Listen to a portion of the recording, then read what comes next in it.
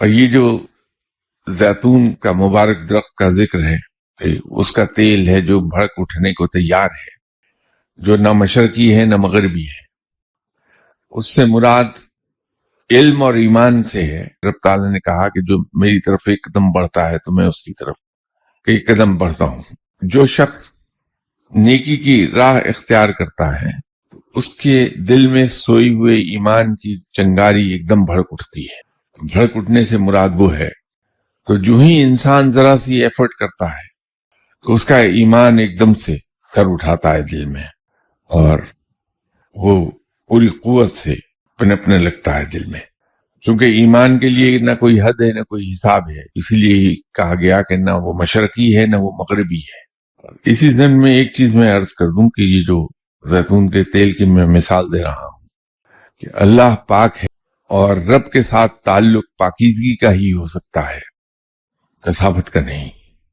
تو اگر ہمیں اللہ کے ساتھ تعلق بنانا ہے تو ہمیں اپنے آپ کو پاک کرنا ہوگا، اور وہ پاکی جو ہے وہ صرف جسمانی طہارت کی نہیں ہے، صرف وضو کی پاکی نہیں ہے، وہ پاکی انٹلیکچوئل پاکی ہے۔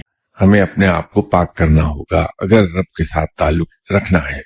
پاک باز لوگوں پر تہمت لگانے سے منع کیا ہے، اور ایسا شخص جو پاک باز بیویوں پر یا لوگوں پر الزام لگا دے اور اس کو ثابت نہ کر پائے کہ وہ درست کہہ رہا ہے تو اس کی سزا 80 کوڑے۔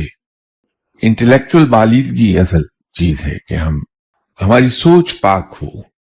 جب ہماری سوچ پاک ہوتی ہے تو پھر ہم کسی کے بارے میں بدگمان نہیں ہوتے، ہم دوسرے کی عزت کو اپنی عزت سے زیادہ قیمتی سمجھتے ہیں، پھر ہم رب کی اس سنت پر عمل کرتے ہیں کہ وہ ستار العیوب ہے، عیبوں کو چھپا دیتا ہے لوگوں کے۔ زبان سے کوئی ایسی بات نہیں نکالتی جس سے کسی پر حرف آ جائے، کسی کی توہین ہو جائے، کسی کی نیک نامی پر دھبا آ جائے، کسی کی شہرت کو نقصان پہنچے۔